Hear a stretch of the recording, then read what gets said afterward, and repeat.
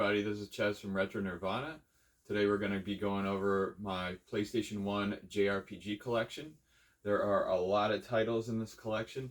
I've been collecting for over 10 years, just the JRPG collection here.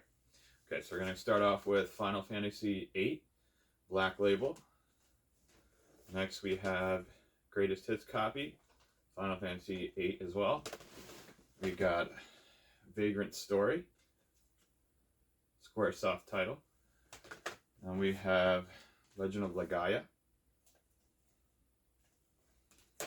Next we have Final Fantasy VII, one of my favorite titles. This is the Black Label copy. And my childhood copy, Greatest Hits. Next we have Final Fantasy IX, Black Label.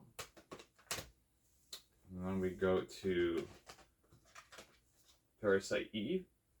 Just started to become very, very popular now. Climb in price. Parasite Eve 2 as well. It's a great one. Then we have Wild Arms, the first one.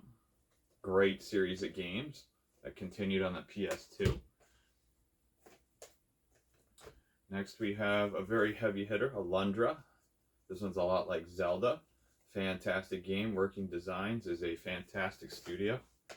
The second one is not made by Working Designs, Alundra 2. That one is Activision. Not very good. Next we have Final Fantasy Anthology. This one has Final Fantasy 5 and 6. There's a little bit of load time on that one, so I don't recommend playing that one. It's better on the Super Nintendo. RPG Maker. And we have Legend of Dragoon. This one is starting to become very, very popular, especially now that it's on, you can actually play it digitally. Guardians Crusade. This one has a little pink dragon companion. Fantastic game. Hidden gem on the PS1. Front Mission 3. Mech RPG. Very fun. We have Dragon Warrior 7. This is pretty much the only PS1 version of Dragon Quest. Now called, well, back then it was called Dragon Warrior, now it's called Dragon Quest. Final Fantasy Origins. This one has Final Fantasy 1 and 2 on the same disc. And we have one of the best strategy games on the PS1, Final Fantasy Tactics, Black Label. Next is Breath of Fire 4. Fantastic game. This one I actually paid quite a bit for. It's actually rising in price quite a bit, but I used American Express credit to get it for free.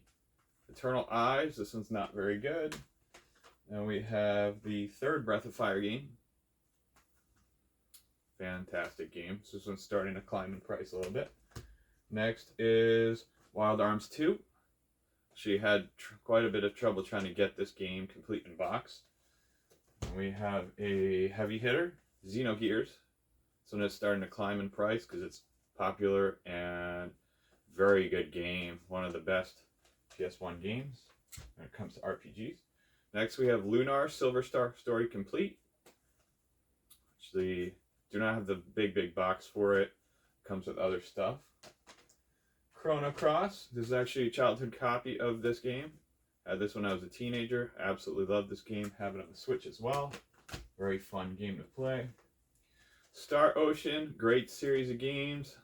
This one pretty good on the PlayStation.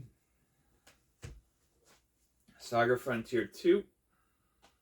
Had this one for a very long time. This one and the first one are both now on the Switch as well. Great game. Then we have the first Suikoden,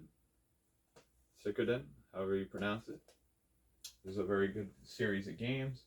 Unfortunately, I do not have the second one yet. That one is pretty pricey. Legend of Mana.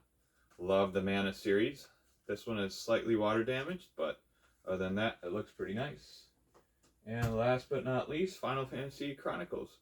This is Final Fantasy IV and Chrono Trigger on 2 discs.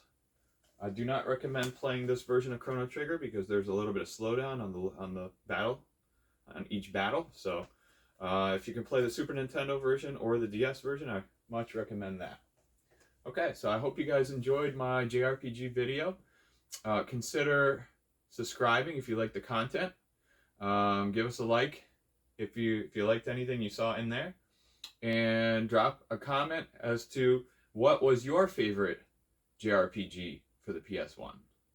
All right, thank you so much.